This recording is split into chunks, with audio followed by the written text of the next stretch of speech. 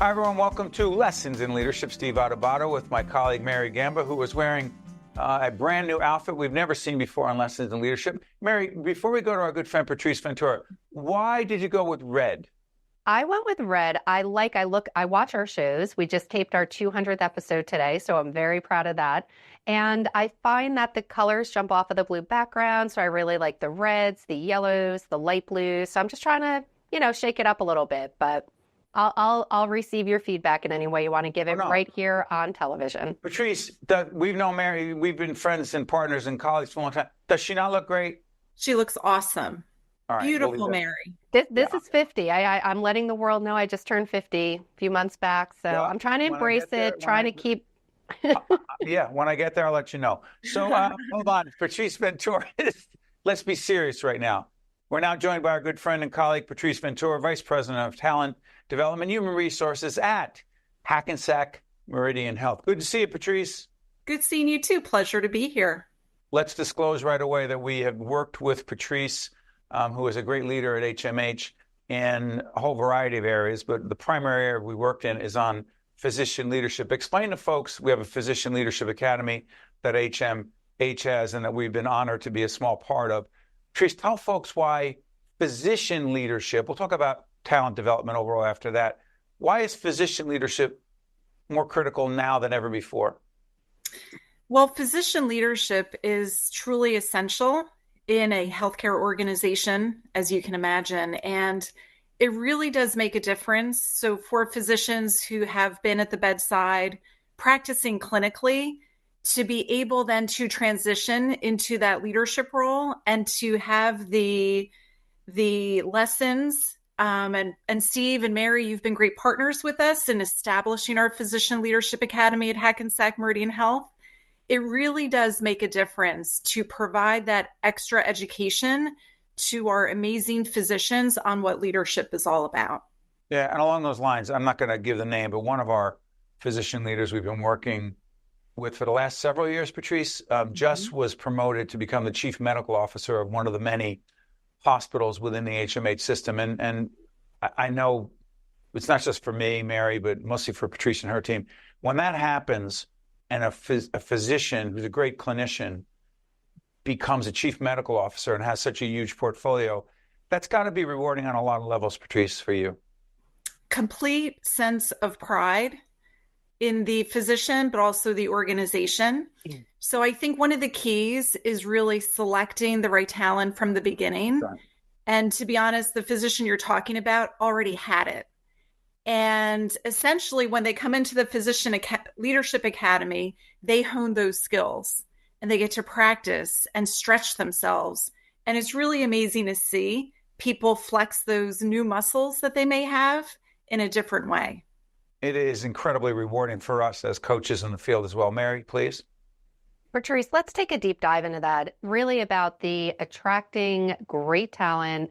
We're talking physicians in the healthcare field. Obviously, post-COVID, I know there was concern in terms of really attracting, retaining, training. We talked a little bit about the importance of training, but how could we ensure that those people that we're bringing into our organization truly will be an asset, that they'll embrace the same culture, that DNA? Talk a little bit about really how you are attracting, retaining, training, and developing your key people. Of course. Well, those are all key, right? To really pay attention to how we select, how we communicate, how we train, and how we care for our team, including physicians.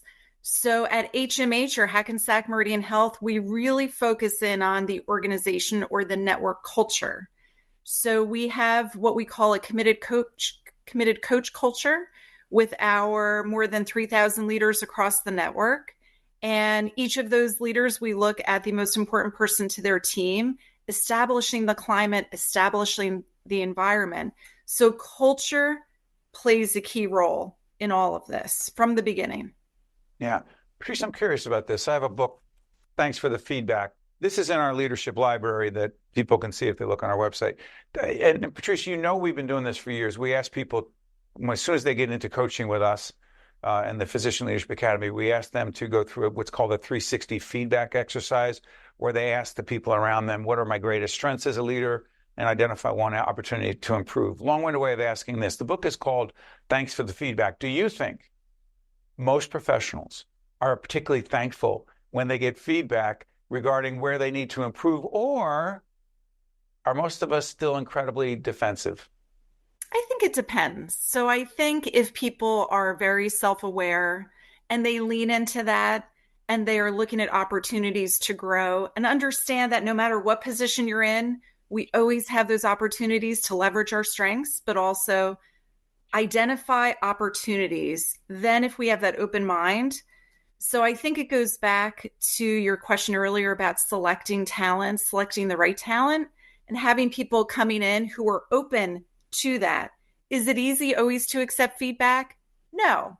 But to be willing to is another story. And I think a lot of our leaders, our physician leaders who come into play really, really take it to heart and are focused on their own growth and development because they know it will impact the team, performance, and the care, ultimately, the care we provide to our community and patients.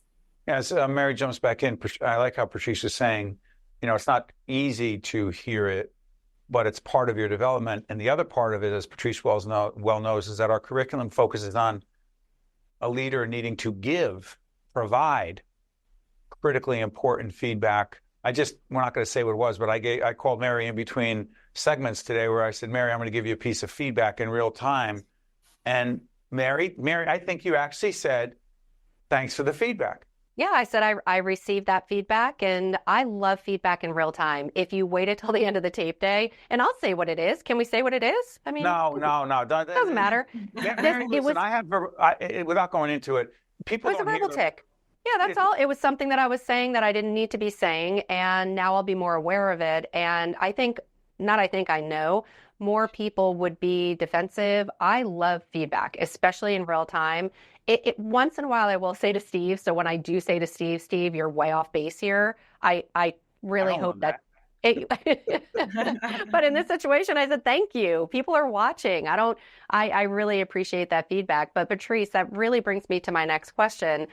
I wanted to talk about women leadership, women in leadership positions.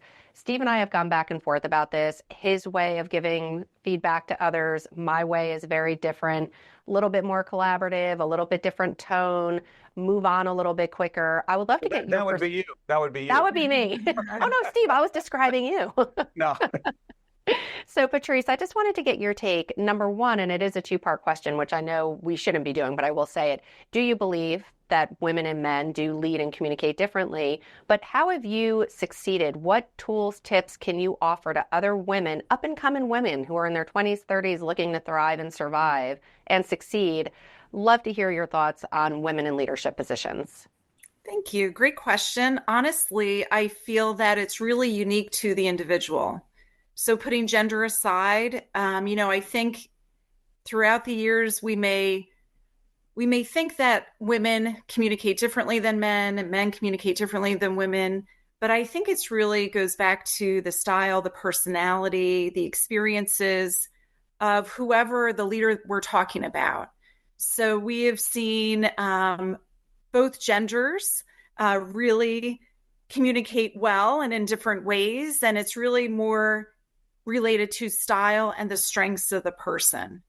When it comes to women in leadership and how to grow in an organization, I think an organization such as my own, Hackensack Meridian Health, we have a lot of focus on women in leadership and growing women in leadership. In fact, I'm the executive sponsor for our Women in Leadership Team Member Resource Group, which was our first network-wide TMRG, which we are very proud of. What's TMRG? Team Member Resource Group. So I think it's really about leaning into relationships. So whether it's men or women, and we have allies with our Women in Leadership group who are men, but it's really about relationships. So regardless of men or women, we need to approach leadership from a relationship building. Absolutely. Mary, you mentioned before collaborative, that collaboration piece. So important when it comes to building relationships. To Patrice's point, go on our website. Sylvester, our great editor on the back end, we'll put up our website. On our website, Mary, I believe we have a mini lessons in leadership seminar. It's a video that you can check out. It was on what Patrice was just talking about relationship building. Yeah. We call it strategic relationship building. We have this little hub and spokes exercise that you're at the hub and the spokes are your key stakeholders, and Patrice knows that exercise well. Check that out. Patrice, before I let you go, I just want to say this. You mentioned the relationships. I would be remiss if I didn't say, look, we have different clients that we work with, and we do coaching, communication, leadership, et cetera. Much of the success that we've had at Hackensack Meridian Health in the Physician Leadership Academy and the other related coaching and leadership development initiatives is because of that partnership.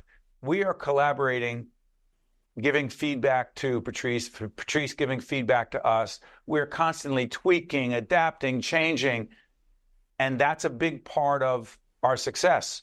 So the final point I want to make, Patrice, is that people who think they can do it alone without those relationships, they have it wrong, don't they? They do. It's truly about partnership. And I think we've had a great partnership in establishing the Physician Leadership Academy, and that has allowed us to expand to other academies as well, which has been amazing. And it's great for the team. It sure is. And by the way, check out our website for previous interviews we've done with Bob Garrett, who is the CEO of Hackensack Meridian Health on leadership. Patrice Ventura, the Vice President of Talent Development and Human Resources at HMH, Hackensack Meridian Health. Patrice, great seeing you, my friend. Great seeing you both. Thank you. You got to stay with us. We'll be right back. This edition of Lessons in Leadership is made possible by the Buccino Leadership Institute at Seton Hall University, Prager Metis, Valley Bank, the International Union of Operating Engineers, Local 825, the North Ward Center, the New Jersey Sharing Network, Delta Dental of New Jersey, the Helix, Fedway Associates, Inc., the Port Authority of New York and New Jersey, Choose New Jersey, and Seton Hall University, showing the world what great minds can do since 1856. This is Mary Gamba. If you want more leadership tips and tools, log on to stand-deliver.com. That's stand-deliver.com. Promotional support for this edition of Lessons in Leadership with me, Steve Adubato, and my colleague Mary Gamba has been provided by NJ.com, NJBIA and New Jersey Business Magazine, CIANJ and Commerce Magazine, and the Meadowlands Chamber and Meadowlands Media. At the Coriell Institute for Medical Research, we choose New Jersey because it's a great place to work and it's a great place to live. We work on understanding disease, but also curing diseases through drug development and clinical trials. This is such a central state, and it's such a rich state in resources for medical research that it allows us to do the research that we need to do.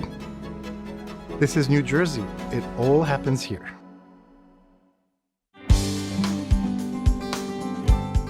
We're now joined by Karim Bennis, who's Chief Operating Officer at Delta Dental of New Jersey. Karim, good to see you. Good to see you, Steve. Thanks for having me. Well, it's our pleasure. And we've Delta Dental has been a long-time underwriter of our programming on the Caucus Educational Corporation. Karim, let us do this. Describe your role as Chief Operating Officer at Delta Dental. Absolutely. I run the day-to-day operations of the company through claims management, contact center, administration, everything that I describe it, if you will, Steve, as, we have a factory and it's kind of the engine inside the factory, and we're manufacturing the widgets, meaning that we're delivering the service, making sure our members have access to care, and our providers get also reimbursed for the care that they administer. So we view our role as really like making sure that the trains run on time and get to the right destination, so our member get the right access to care.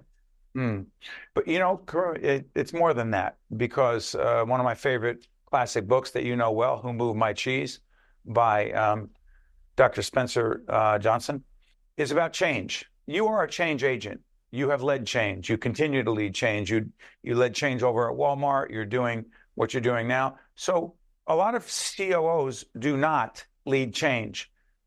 When did you know that you were and are a change agent? I think it really starts, with your surroundings, and, it starts at home, starts with your parents. You surround yourself with the best possible people. And I've been fortunate to really work in different countries, different industries, whether as a consultant, when I was working at Deloitte, or as an executive. And really, it's a journey first to bring to work the best version of yourself. So what I took out of all this experience, whether they were international, national, it's that in order to lead others, you must first lead yourself. And the change you would like to see in others starts with the person that you see in the mirror. So I've been on that journey, Steve, of, constant learning, curiosity, really trying to learn first about, how it can be of assistance and help to the team. It's just impossible to change an organization unless you improve yourself. Yeah, along those lines, I'm curious, AI and change. Can't stop it, can't fight it, embrace it. But just, it's easy to say embrace AI. From your perspective, Karim, what does that actually mean? It means that I would say the first thing is, we have as a company and as people to actually move with the market. Otherwise, the market will move without us. So in a way, change will always be kind of a constant in our lives. So adapting, I would say, to change. And I view AI more as a tool necessarily, because at the end of the day, leaders will still have to make decisions, will still have to analyze a specific situation, determine the best course of action.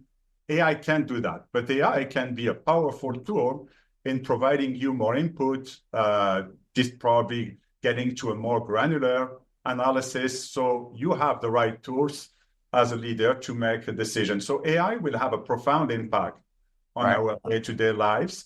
I think getting used to it, getting, engaged with it upstream would actually help set us apart, as a company as well. So we are fully embracing AI at Delta Dental of New Jersey. Karim, much of my philosophy as a leadership coach in my other life, not as a broadcaster, but as a leadership coach, my theory is that much of who we are as leaders is a product, excuse me, of where we grew up, how we grew up, and who we grew up around. Where did you grow up? I grew up in France, and worked, as I said, in different countries across different industries. So in France, I would say that allowed me to develop a curiosity for things around me, a learning agility, because I've never, the learning piece, Steve, it never stops. You always learn. I'm still learning, and I will continue to learn. I will try to find various avenues by which I can learn and be exposed to various problems. So it's really a journey, where I grew up. It's the departure point of a journey to really try to bring the best version of yourself at work. And Hubert Joly, if you've heard of that CEO a French peer of mine, who actually, said it perfectly, that it's not necessarily a quest for perfection, it's a quest for authenticity. And it's about really relating to others. And that's kind of, I would say, that departure point in France really shaped the rest of my career and how I actually, interacted with my teams. Let me try this. I'm curious about this. As a chief operating officer, as an executive and a leader in the organization, you have to give constructive, sometimes hard to hear feedback to team members, particularly around performance. I'm fascinated by this because I've had to do it as well, and I've coached people along the same lines, and I'm struck by the degree of defensiveness on the part of many when they receive, I'll call it critical feedback, but feedback that is critically important to hear. And it's not, wow, you're terrific. It's, look, this is what you need to work on and improve. Why do you think so many are so resistant and defensive to tough to hear but important feedback? Karim?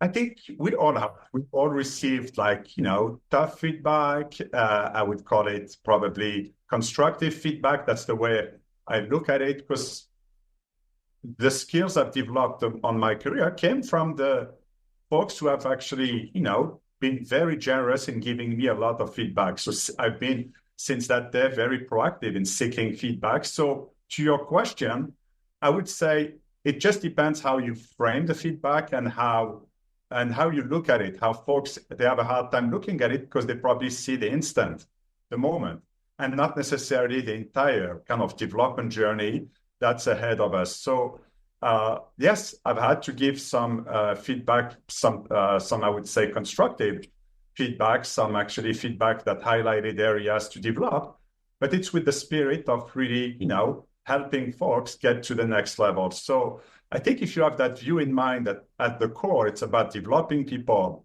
helping them, reach their peak state, I think the feedback becomes more of a conversation. That's right. And it becomes more of a dialogue where, you build trust with your followership and your team. And then your team also builds trust in you because, you can't, you need to lead yourself first before leading others. And that's kind of that trust building phenomenon that happens when you provide feedback. And it goes both ways, Steve. It does. Because you must also be willing to receive feedback. And it's not something easy when you start your career. You stumble, you don't necessarily like to hear it. But as you grow and as you stumble a couple of times and you hear it, you realize after a couple of years that skill that you've developed and you've mastered came from all that feedback that you probably despised in the first time it was given to you. So I would say there's no right or wrong way to give feedback. Just do it respectfully. That's just the principle. To Karim's point, after this, Mary and I will come back and talk about how resistant many leaders are to hearing feedback from team members because they demand blind, absolute loyalty. And if that's what loyalty means, that's not great leadership. That's a whole other story. Mary and I will be back talking about that. Karim Bennis is Chief Operating Officer with Delta Dental in New Jersey. Karim, thank you so much for joining us. We appreciate it. Thank you, Steve. You got to stay with us. We'll be right back. This is Mary Gamba. If you want more leadership tips and tools, log on to stand-deliver.com. That's stand-deliver.com. Promotional support for this edition of Lessons in Leadership with me, Steve Adubato, and my colleague Mary Gamba has been provided by NJ.com, NJBIA and New Jersey Business Magazine, CIANJ and Commerce Magazine, and the Meadowlands Chamber and Meadowlands Media. All right, welcome back to Lessons in Leadership. Steve Adubato with Mary Gamba. I want to mention a new book in our leadership library that the website, and check out our website, stand-deliver.com. Mary, Churchill on leadership. I want to know what? I never knew anything about Churchill at all. When I say you know me, history, if I don't see a play or a musical, I don't know anything about it. You have inspired me to learn more about Churchill. So talk a little bit about your fascination with Churchill and in particular his leadership style. So here's the thing about Churchill that I'm fascinated with. First of all, he didn't look the part. And someone says, what do you mean, Steve? Churchill did not carry himself with what people might call in corporate America executive presence. He was short. He was very overweight. He smoked a cigar all the time, bald, not that it matters at all. But the reality is how he carried himself that way wasn't really what made him a great leader. And frankly, people make too much of that outward appearance at times. He was one of the most courageous, toughest, strongest leaders, flaws and all. He drank too much. He partied and did his thing and was stubborn. But think about what he did. When you talk about leadership, do you realize how much of Europe, and I'm not a historian, but I'm fascinated by history. So Hitler is doing his thing. And everyone around Churchill, now he was a prime minister, then was thrown out, and then he's back as prime minister, right? Let him go. Mary, I don't want to say let them because we were talking about, I don't want to connect the dots here. We were talking about that other book. They're literally all around Churchill was saying, let Hitler go. Let him do what he's going to do. And Churchill was like, no. We need to stand up. We need to fight. And yeah, but he's got a very tough army. No. And then when they started fighting, he was encouraged to surrender. And that's where he came up with never give up. He fought by the way, also went on the front lines, which I question for a general, for a president, for a prime minister to be on the front lines, because you need to be also behind the scenes. But I'm going to say this. He was also physically courageous. He was someone who stood up to Hitler with integrity and character and against popular opinion, Mary, all around them. And that some of that included in the United States, where people didn't understand why Churchill was pushing FDR, Franklin Delano Roosevelt, the president of the United States, to come in and join us. You got to be a part of this. We got to stop this guy. Imagine if they hadn't done that. You talk about leadership. When you and I talk about leadership techniques, this is life and death, changing the course of world history leadership. That's why I'm fascinated. Does that make any sense? It makes a ton of sense. And whether you like, dislike, if you voted for, did not vote for our current president, Donald Trump, he is decisive. He is making decisions, and he. Well, you're not comparing Trump with Churchill. Please don't. No. All right. We don't have enough time to get in and get out of that. My point is, Go ahead. Leaders such as Churchill, such as Donald Trump, sometimes need to make decisions that they believe in, whether they believe those decisions are popular or not. That is the only way that I'm comparing them, not by legacy, not by integrity, if you will, but the courage to make a decision because you believe in it and you believe in the results it is going to have for the country. That is how I am comparing the two of them. That's all. Okay. You just dropped that. Sorry to say, with 90 seconds to go. 90 seconds left. I'm going to say this to you, Mary. We're going to have a different conversation, and it will not be about politics. It will not be about who people voted for. It will be about this. There's an article in the New York Times, and don't question it because it's in the New York. People, oh, fake news. That's what President Trump would say. This is legitimate news. It's an interesting piece written by John Bolton, who was a former leader within the previous Trump administration, who wrote an article. And this is the title in the New York Times, is January 5th, 2025. Presidents expect loyalty. Donald Trump expects fealty, F-E-A-L-T-Y, meaning it's loyalty on steroids. Don't question me. Don't challenge me. Don't criticize me. Don't give me feedback. Just do what I say. Mary, we're going to have a conversation about that kind of leadership, if in fact John Bolton is accurate in describing Donald Trump, and whether you, Mary Gamba, would want to work with and for a leader with those characteristics. We'll try that, okay? I think that's going to be a fascinating conversation, and I'm looking forward to it. Mary Gamba, Steve Adubato, I accept all feedback, especially great job, Steve. I love that feedback. That's easy. I'm Steve Adubato. That's the great Mary Gamba. This is Lessons in Leadership. See you next time.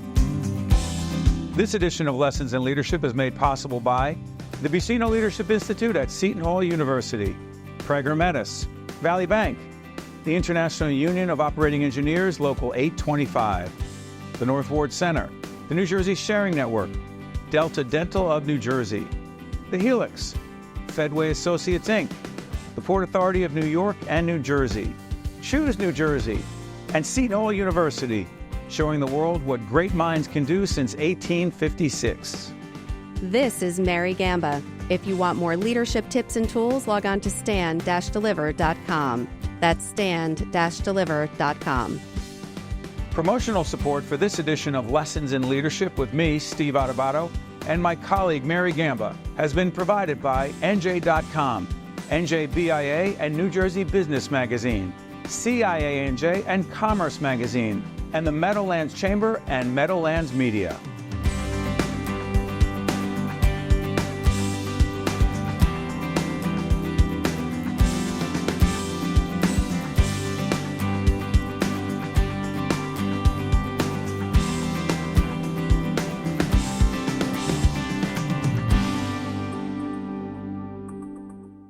At Mush Foods, we choose New Jersey because it's the heart of the Northeast. And we knew that if we can succeed here, we can succeed everywhere. It's hard to have this kind of manufacturing employees and also high educated employees in the same place. And here you have it. Then you have also the colleges that specifically focus on food science, so you have both of them. And that's the magic.